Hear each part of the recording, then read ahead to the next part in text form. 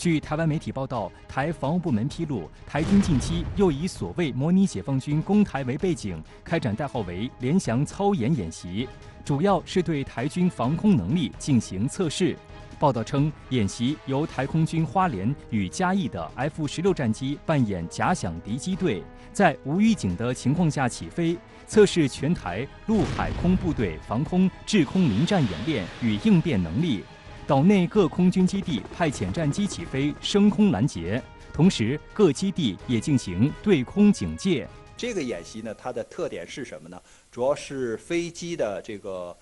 从不同的机场起飞之后呢，检验地面的就是比如说导弹呐，还有高炮啊，就是对这些突然进入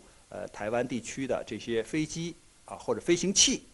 有什么样的防范能力能够多快的做出反应，能够采取什么样的行动？所以我觉得他这次演习呢，反映了2点，一个是心虚，还有一个呢，就是他对这个自己挟洋自重和这个以武谋独的这个道路的这个立场是没有发生变化的。这次演习也让外界对台军拥有怎样的防空能力倍感兴趣。梳理资料发现，在台湾岛仅3.6万平方公里的土地上，部署有超过6000枚防空导弹，这一密度在全世界排前4，好比一支全程团的刺猬。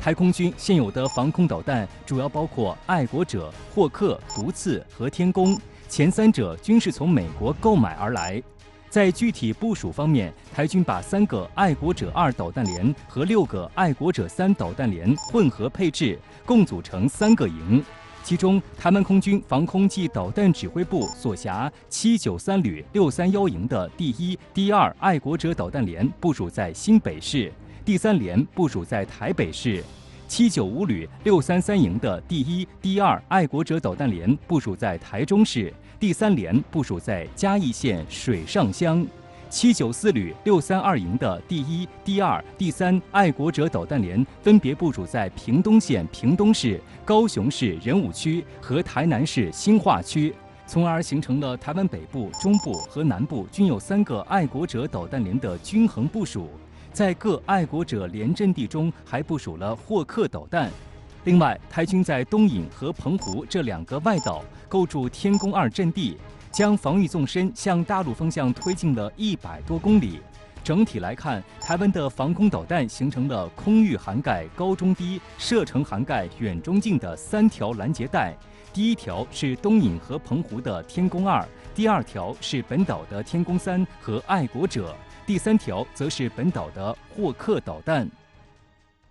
近期台军展开了代号为“联翔操演”的演习。从演习内容来看，主要是测试岛内陆海空部队的防空体系。请教一下白先生，您认为台军的防空力量究竟怎样？这个我们说，如果你要仔细研究台湾岛内的相关的防空系统的话，你就会发现它像博物馆一样，很多已经在全世界其他地方退役的，包括我们说可能都是要叫爷爷辈这种相关的这种老式的武器呢，仍然会出现在这种所谓的装备序列之中包括鹰包括我们说其他像小胡树这些相关的武器呢，我们在其他的地方基本上是看不到的。那么这些年，当然岛内呢也利用各种各样的条件，在这个引进技术的情况下呢，也搞了比如说像天弓天箭一系列的这个所谓的这个岛内自产的相关的装备即便岛内有少量的这种相对性能比较先进的防空反导系统，但是考虑到它的预警包括它的像雷达系统的水平呢，也很难真正在实战中发挥作用。更重要的就是我们说，在这种岛内的一小撮人试图搞这个以武拒统的这个背景之下，那么螳臂当车呢，你即便是把这个螳螂的这个一双钳子练得很强大，但是真正在历史的车轮面前呢，其实也是会被一碾而过的。所以我们说的岛内的去炒作这种所谓防空反导武器装备数量的这个在全世界的排名呢，根本是没有任何的意义的。